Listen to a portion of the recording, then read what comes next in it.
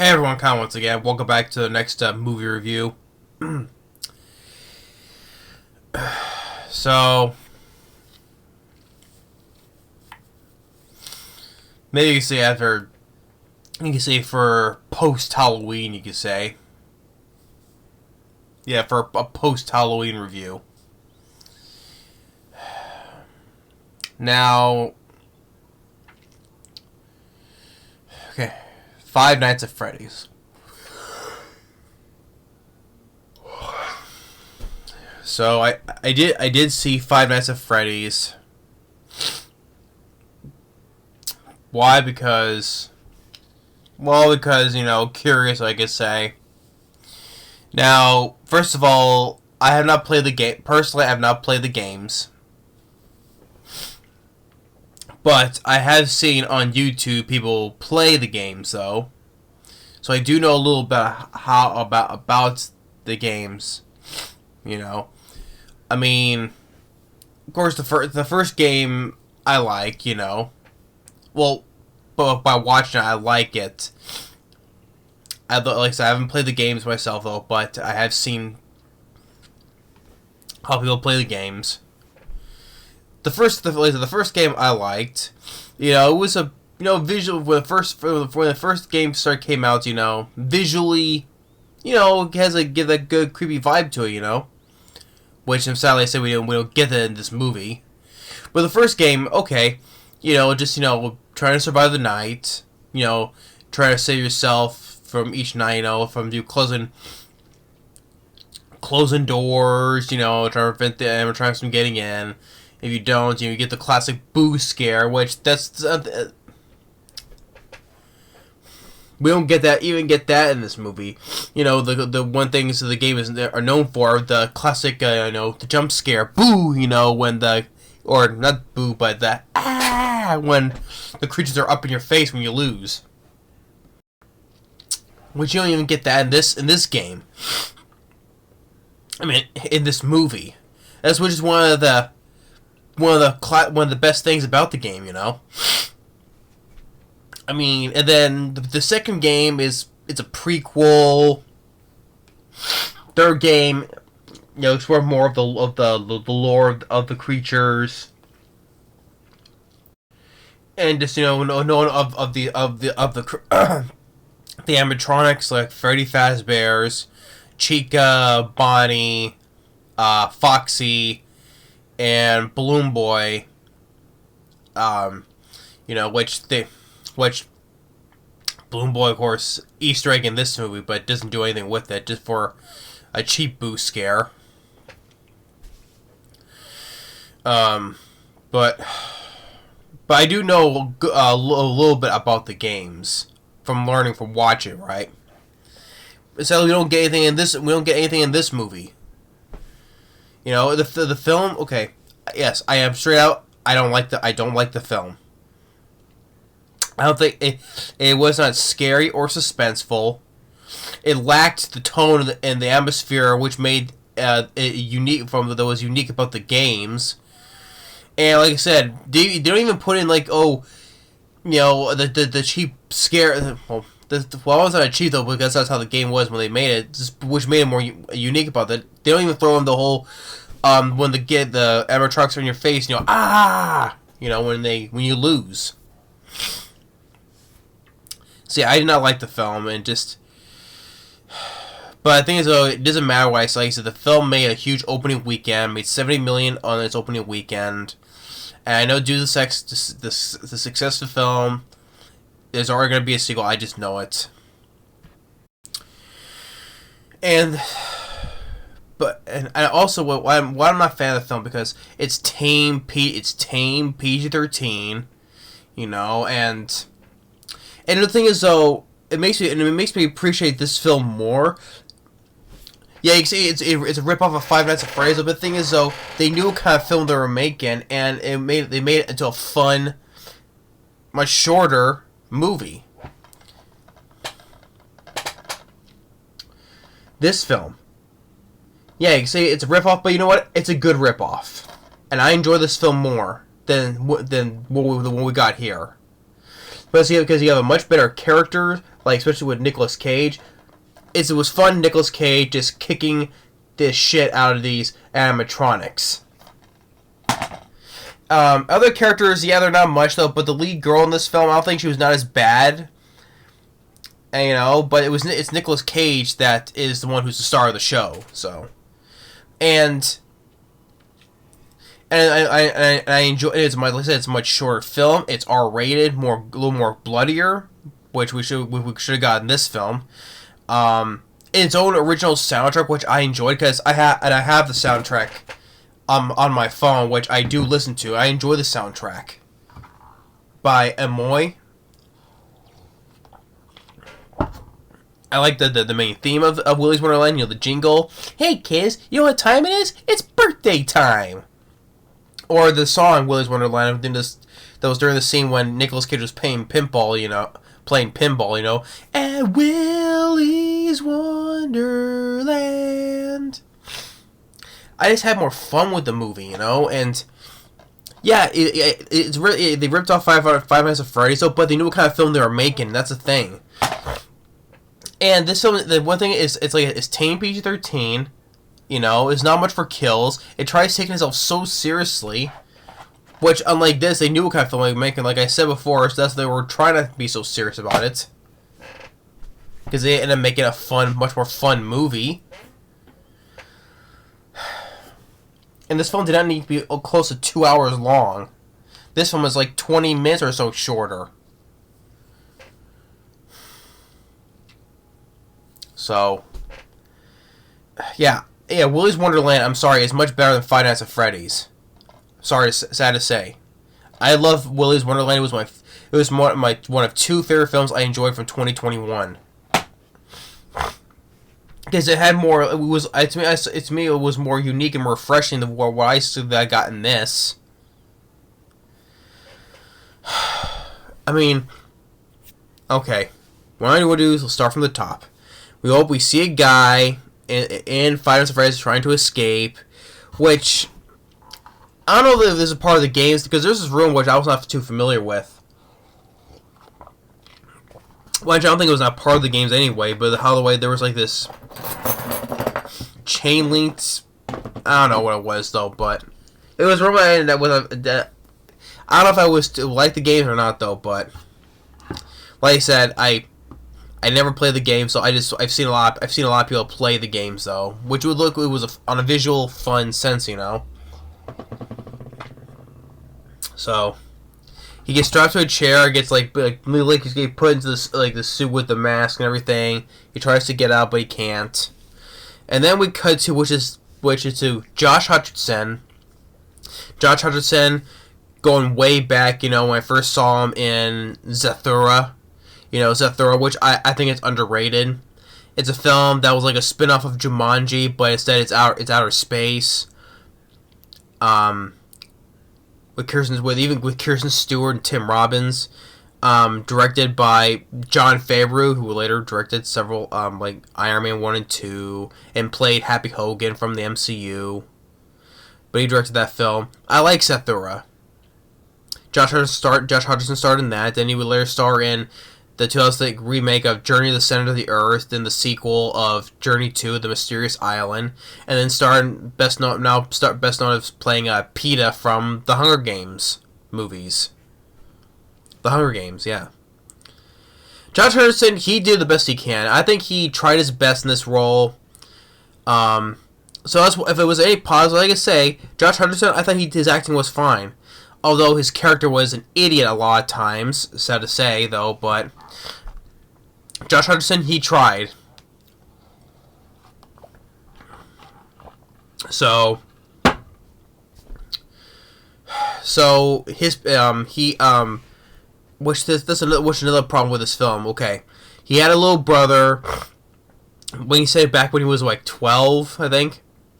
He had a little brother because with his parents, and they were on a picnic, wherever, and his little brother was abducted, kidnapped, never to be seen again. And he has a little sister, and their parents are gone. So he's been left taking care of the kid. And then he has a bitchy aunt who wants to take her away from him, the sister away from him. And when she has a lawyer, looks like this lawyer looks like he's dead, you know. Or he's gonna pretend to be dead because he looks like he is. He's looking like a straight blank stare and like this, like he looked like he should be dead. Maybe he's a dead man walking. And his aunt's a bitch. And the majority of this film is mostly like about a custody battle of the sister, okay, for the aunt and the sister and the Josh Hutcherson, you know. I'm like, yeah, I want to see a Five Nights at Freddy's, you know, but based on a game about that, but we did focus on custody battle, right? What is this trying to be, like a Five Nights version of Kramer versus Kramer with Dustin Hoffman and Meryl Streep?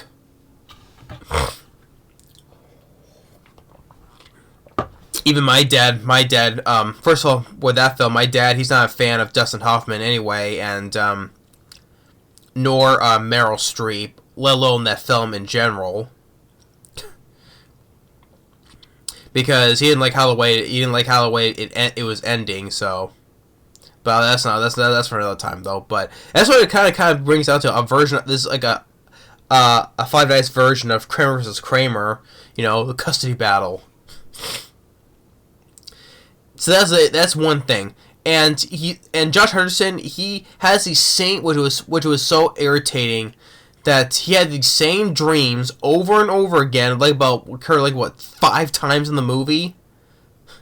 It's the same dream where he's visualizing where his brother's been abducted and he sees these children in the woods. So that's that, and that's like a good chunk, a good portion of the movie. I'm like, yeah, Five Nights at Freddy's, so you have a guy who sits and dreams more times, and then in a Nightmare on Elm Street film, I'm like, the more time he sleeps, I'm surprised Freddy Krueger hasn't got him several times over in the same, let alone be in the same dream. And the stupid thing is just battling over this custody battle. I'm like, who gives a shit, you know? It's Five Nights at Freddy's, okay? Not a Kramer versus Kramer custody battle. Like I said, it's trying to take itself so seriously, you know. So, and all that, you know, like we see him. He was working as a security guard in a mall. Which, by the way, I guess it takes place in 2000, but it doesn't say what year it is though, because it takes place around that time because we see old cell phones. You know, like old flip phones or one of those old cell phones, and we see VHS tapes. Because I know that because at the Judge Hutcherson place at his house, there's an old TV where it both plays a VHS player and a DVD player, which I used to have. So it has to take place around 2000 or so, you know, but. I don't know why they chose to do it in that time. I mean, it could have easily taken place in today's time, but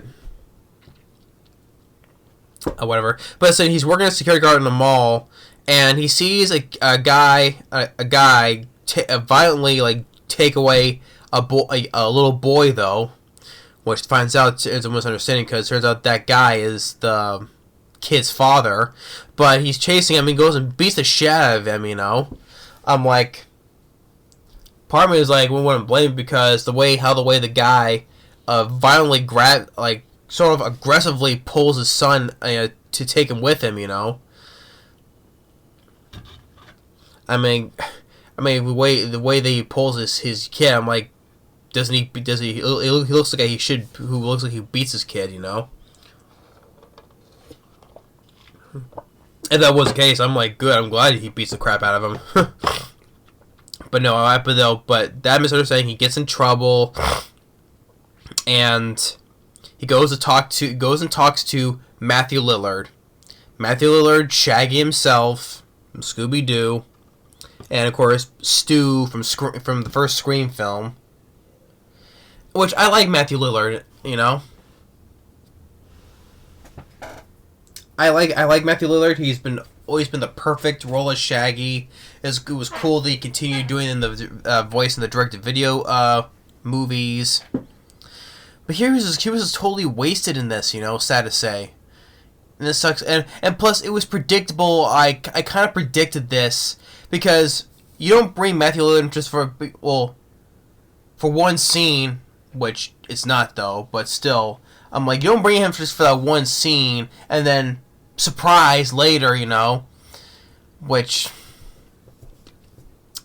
I'm like, I kind of predicted where was going with him, I'm like, I was like waiting for the surprise, But yeah, spoiler though, but I'll get to that though, but kind of like giving away though, but spoiler, saying. But he tells him to, hey, there's this one job left. You can take us as a security guard at night at Five Nights at Freddy's. Which, by the way, brings another point. The place is decrepit, dilapidated, and totally trashed. Right? It looks like it's falling apart at the seams. Why would you hire for security for a place that's totally trashed? I mean, wouldn't it be better to do it in the daytime? And now, of course, I know that like the first game, the whole place is open. In the first game, the place is not abandoned. It's open during the day, but just you just need to stay at the nighttime in case keep anyone intruders out. So that's not the case in this movie, because in the game it's open during the day, but of course be there at night though, right? Here I'm like, why would you just be hired during the night when the whole place is completely decrepit and trashed? But I mean, you think it's better to do it during the day though? But he goes there, looks around first, and then he goes. That's what he does. Immediately he falls asleep in the office. Pretty much as soon as he gets there. And then we have this people there, these repeating dreams, the same dreams in the same area. Wondering who abducted his brother. And that's what he starts seeing. Is what is occurring like 5 times throughout the movie, and he keeps seeing with these ghost children, spirits, whatever. And that's the first night. It doesn't go off, no problem. Then we get back with the custody battle, and then back at the job. And this is where he meets with this female cop named Vanessa. And which, by the way, Mike is what Josh Hutcherson's character's name. That's the character name from the game. Mike Schmidt. So he meets with this female cop named Vanessa, which when I first was looking at her, I looked at her and I'm like, she looks so familiar. And I looked at it's Elizabeth Lail, or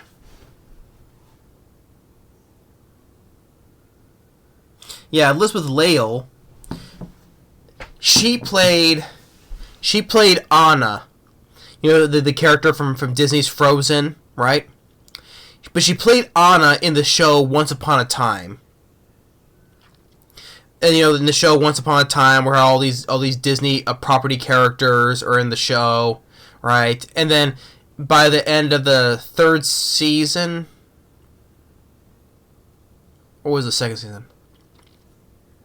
By the way, though, is when the start of the 3rd season, when they introduced the characters of Frozen, like Elsa, Kristoff, Stefan, and of course Anna, of course, right?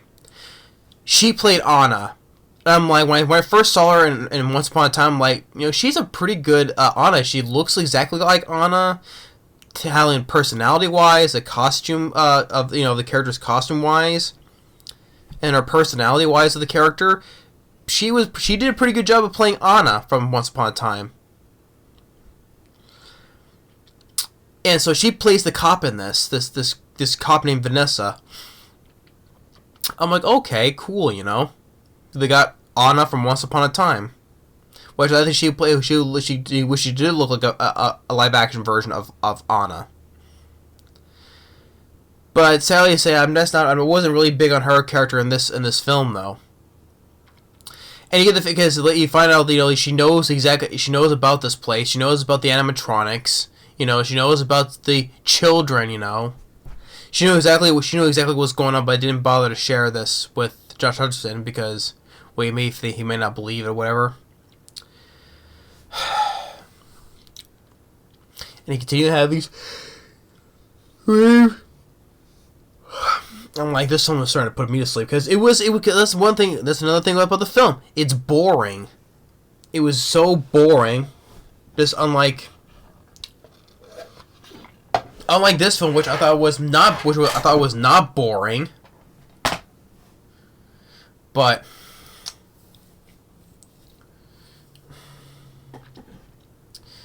and then the second night. Things like little stuff that's going on, though, but not much. By the third night, his little sister wants to go along with him, and they find that there's a girl by name Max who's babysitting the sister. She was like where her and her brother was working with the bitchy Anns, trying to find anything, trying to do anything to make him lose custody of his sister.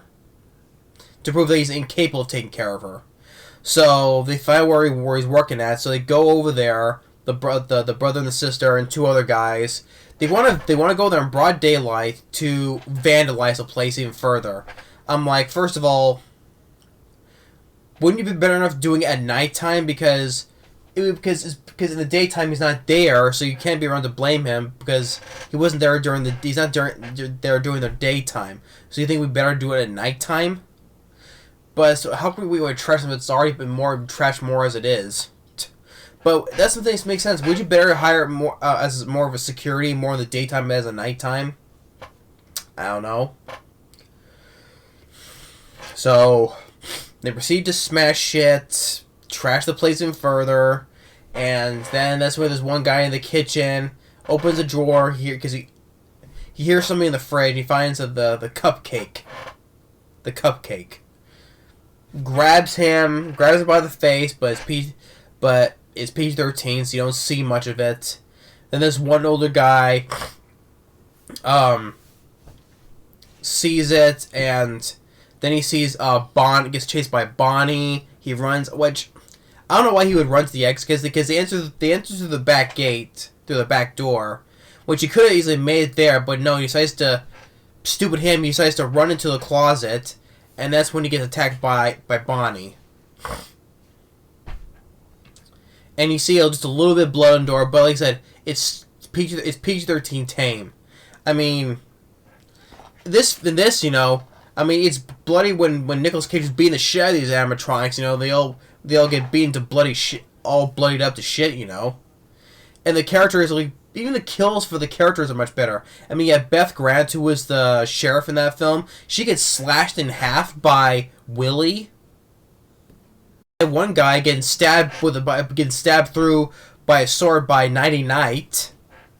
In this, what I'm referring to. I mean, it was much more bloodier than this in that movie. In this movie, this is R-rated, but this is just this tame PG-13, sad to say. And then the brother, the Max's brother, he gets a little creeped out, and he sees on the monitors, gets chased by the cupcake first, and then he tries to make it to the exit. Then it's when Foxy, of course, they didn't have time to make him seem like a fully run. So that's why they have to keep the lights blinking off and on. When the more he gets closer and closer, and that's when he gets him. And then the girl walks in, sees a kid, tell him, "Hey, come back here." And then that's where Freddy Fazbear's is there. And she stupidly glances into close of the bear's mouth. And that's one of the... Okay, we see her get picked up, and it cuts to a shadow of a wall. The shadow on a wall where the girl gets bitten in half, and she gets picked up, and she gets bitten in half, the lower half falls to the ground. Which I'm like... First of all, you see how big that mouth was? It wasn't... it would look like it was not big enough to have fit a whole human and to get bitten in half. It didn't look like it was that big at all.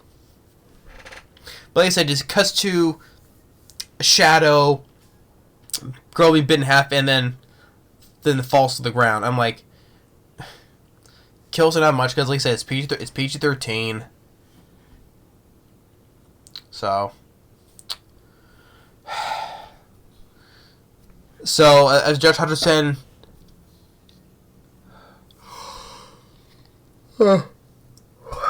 excuse me. There comes like the fourth or third, I forget though. But this is when Bonnie, not Bonnie, but the Judge Hutcherson's sister, we call her Abs. She's playing with the animatronics. They see all this, which, by the way, the girl Vanessa, the cop, knew about this stuff though. But sees him play. They all see him play with them, and they decided to build a fort. They decided they wanted to build a fort. I'm like, and it cuts to like a montage of them building this fort. They like the animatronics are helping build the fort. I'm like, you get a montage of that. I'm like. So we get this Five Nights at Freddy's film, and then it goes with custody battle, same dreams, and then with these murderous animatronics, and these murderous animatronics are helping this kid build a fort.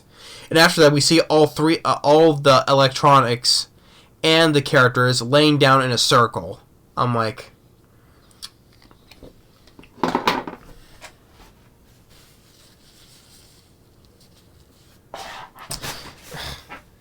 I just want to throw my hands up, why I enjoy Willy's Wonderland much better, it bears repeating.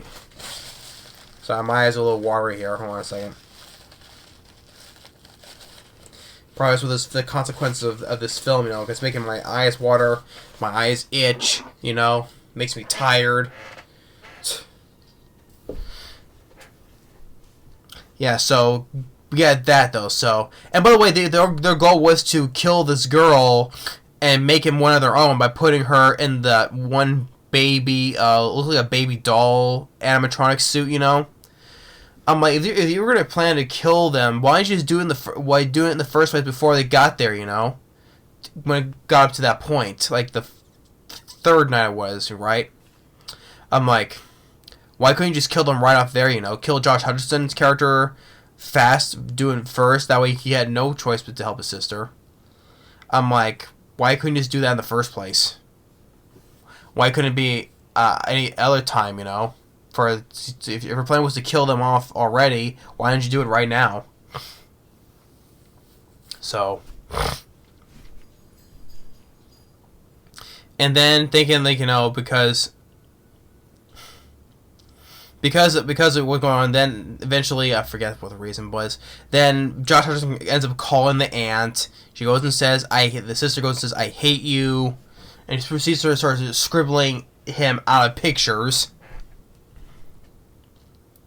And each dream sequence, Josh Hutcherson's asking the character, do you know anything about what happened with my brother and everything else? I'm like, dreams more time, and I'm surprised Freddy Krueger hasn't got him already. So then I guess then comes by the fifth night, I think. Yeah, the fifth night. I'm like, these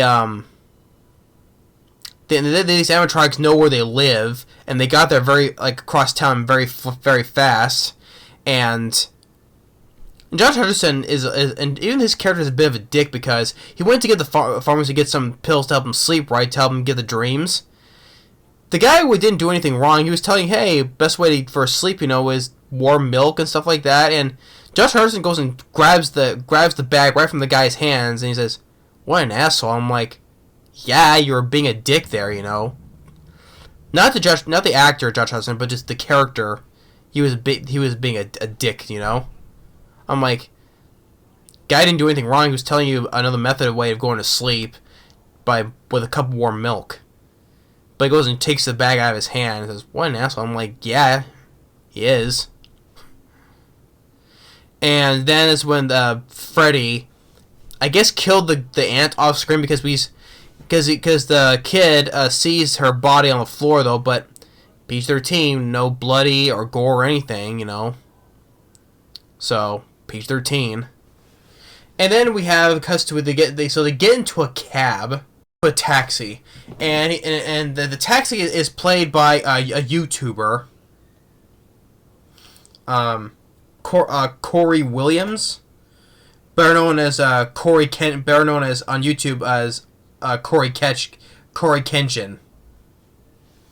He's a YouTuber who played the games, and he has a cameo appearance as a cab driver.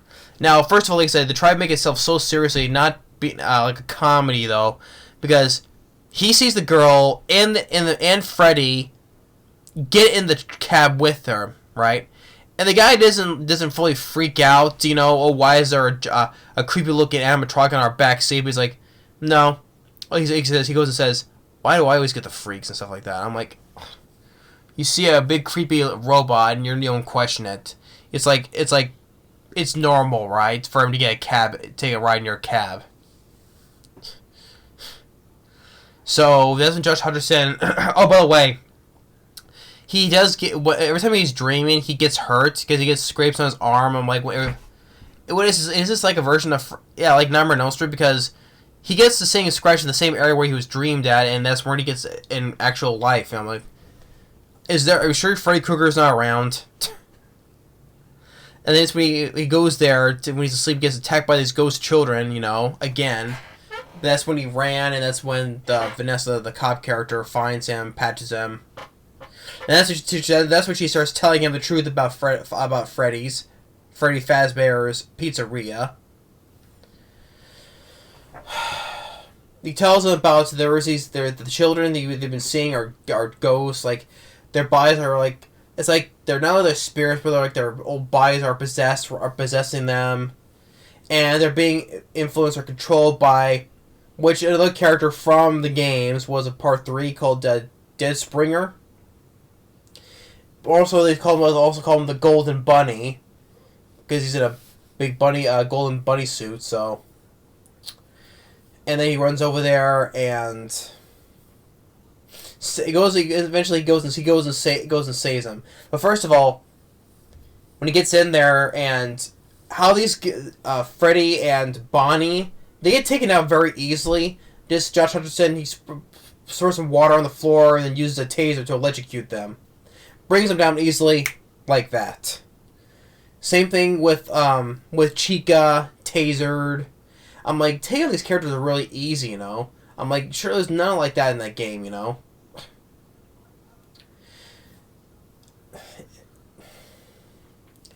And that's when they run into when Josh Hutcherson runs into the Golden Bunny, Spring Trap. But like I said, spoiler, like I said, Matthew Lillard he's the crazy guy. Which turns out he's who abducted Josh Hutcherson's brother. But he goes by a different name because it wasn't the name of the guy who hired him, right? His name was William Afton. William Afton. Who is also a character also from the game as well. But he's the one who killed those children, and it says only put them in their bodies into the suits, the robot suits. But he has much influence over them.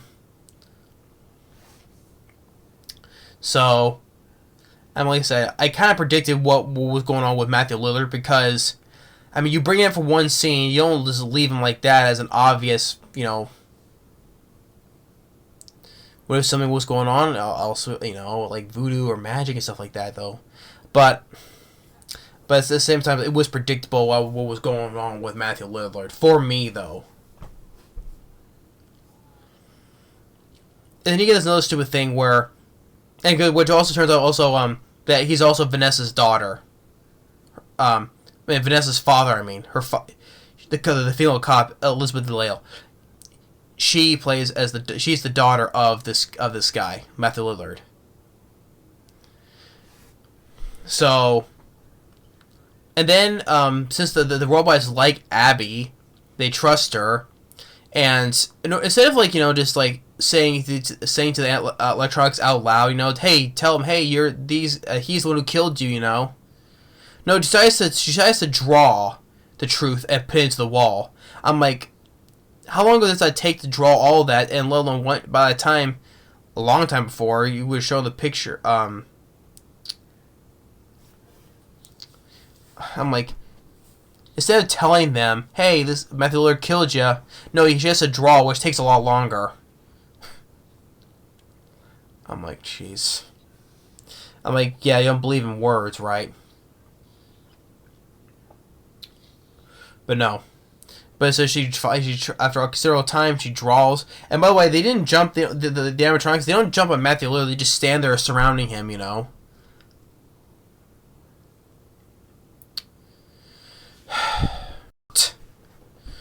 It worked, and they don't attack Matthew Lillard. They just stand there while Cupcake takes a little thing out of the side of the suit, right? But then you see like the spring clampers they embed into Matthew Lillard. Oh, by the way, another reason what makes Josh Hutcherson's character an idiot, which by the way he should have been fired if he shouldn't be fired because he didn't do anything wrong when they were vandalizing during the daytime, so it wasn't him. But it wasn't. Make this character unlikable because in the dream where the kids say, "Hey, you want your brother back? We'll have your sister back." I'm like, that's not. No, you don't have a deal because you're like losing a sibling anyway. So that's a bad example. But what makes it unlikable is that the kids are telling him, "Hey, you want your brother back? Give us your sister." He did say yes. He ends up saying yes, but only for another split moment where he changed his mind and said no, no, no. But the fact is, even in that moment, you know, he said yes. I'm like, you jerk, you know. It makes me unlike Josh Hutcherson. Not only that, though, like I said, not only from being a dickhead to that pharmacist earlier, it makes the character so unlikable, you know.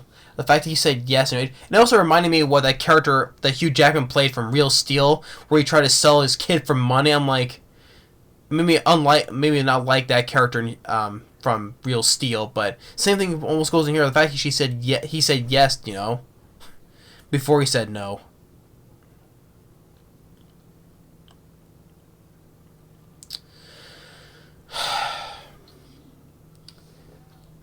And then ultimately leads to the show. Well, not the showdown, but I was gonna say the showdown.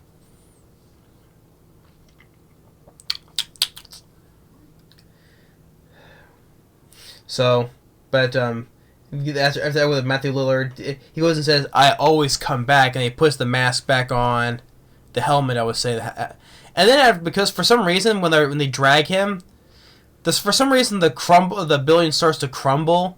I'm like, why? Well, because now that the spirits of the children inside the suits, now that they're free of Matthew Lillard, now the spell is broken. Now the place starts to fall apart.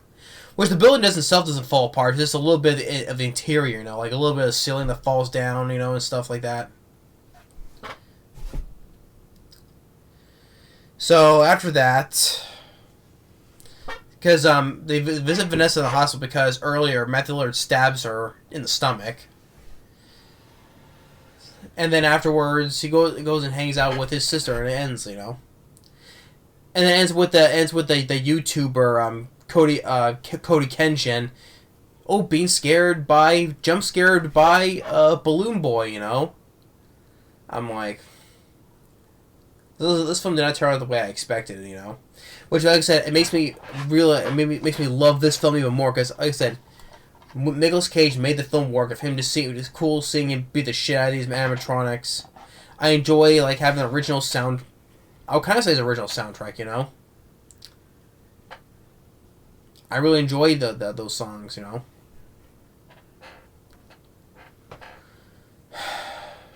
So, this film was boring as hell. Not much happens. The kills at most, you know, are tamed and a lot of times off screen.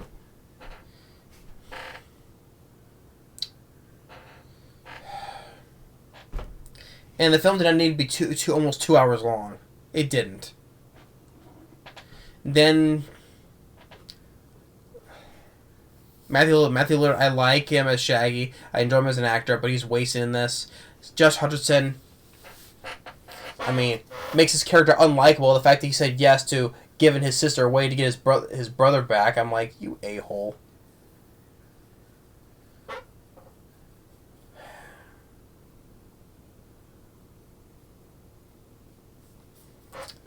What else is there? As a PG-13, so pretty much a lot of off-screen kills, not much. Which kind of makes me, you know how much I complain about in the studio of A24. I'm just goes to show that I'm starting to dislike Blumhouse altogether as well.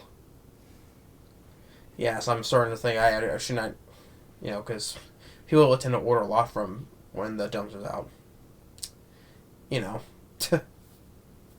So.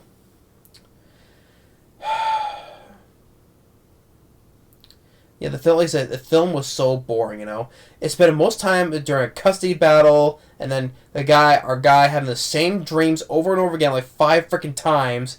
Yeah, this is what I want to expect from a Five Nights at Freddy's film, dreams, custody battle, dreams, custody battle, dreams, And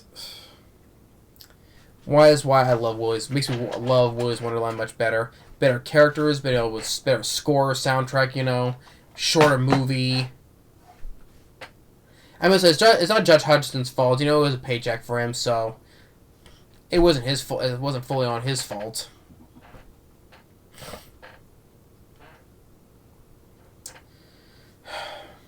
But this is the script, and this director, Tammi, she doesn't know how to direct a horror film.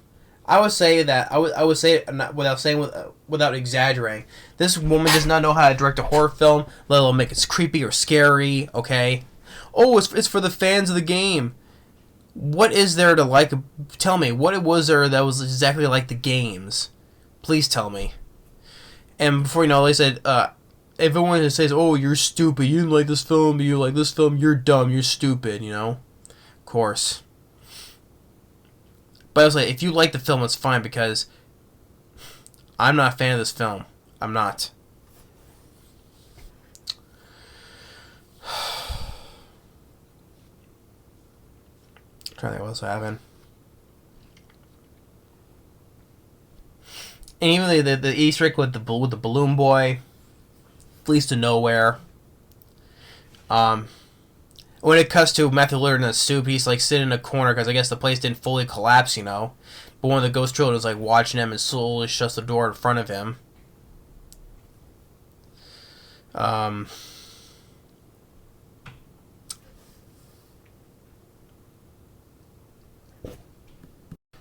I said, the film is boring. No, it's not scary, creepy, or suspenseful. The only positive I can say, like I said, about other than Josh Hutcherson, is the animatronics, the practical animatronics from Jim Henson's company, from Jim Henson, the guy the mastermind behind making the Muppets, etc. I appreciate the practicalness of the animatronics. I do. Same thing, like I said, with Willy's Wonderland. I do appreciate the practicality of these animatronics. But they're just like almost given like next to none. Not much going on for these animatronics. Like I said, it's stupidly they're too busy building a fort in a montage. Oh, and there isn't a moment where even Bonnie falls down and the girl says, "Are you okay?" And Bonnie gives him the thumbs up like it's from Terminator 2, I'm like, a montage of them building a fort, all of them laying together in a circle. These murderous animatronics.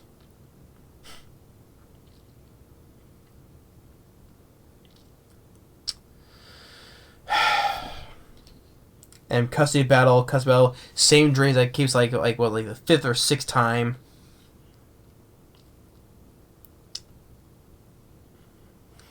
Yeah, why would it be a higher security guard for the nighttime when the film I'm like, the place is completely trashed, so why?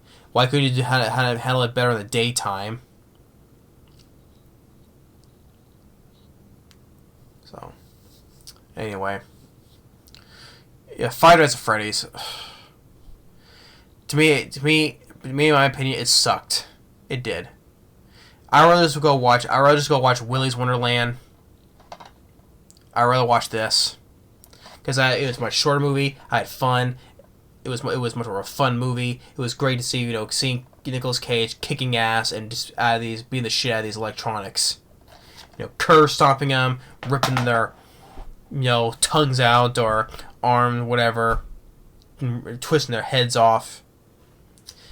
Nic Cage was the best part of the movie, and it was fun to see him fight. So I'd rather stick to this, Willy's Wonderland. This is my it's a rip-off Fighter's phrase. But guess what? To me, it's a better rip-off.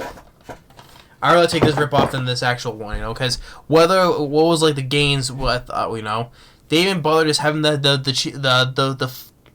boo scare, they don't even do that. What else? Please tell me. I would love to hear an explanation of why you think this is such a good adaptation of the game as such.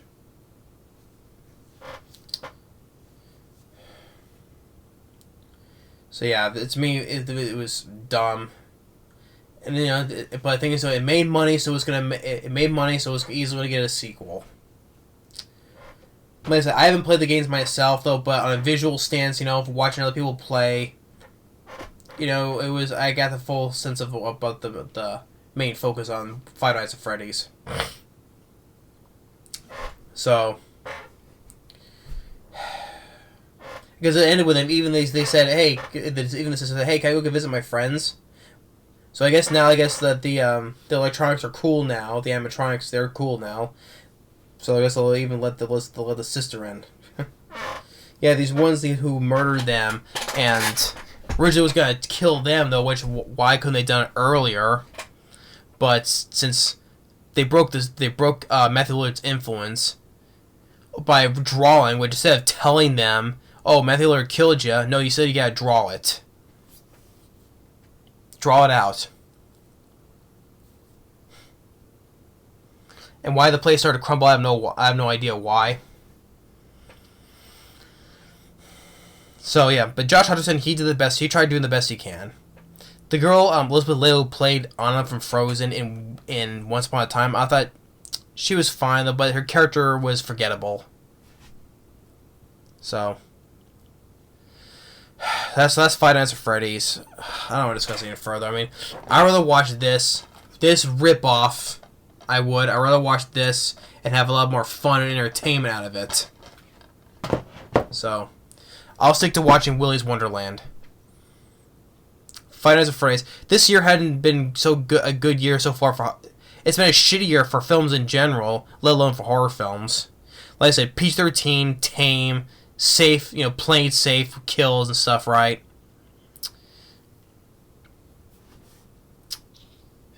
They had their chance and they blew it. But yeah. So that's Five Nights at Freddy's. Wasted. So thanks for watching and stay tuned for the next one. We'll see y'all later. Bye-bye.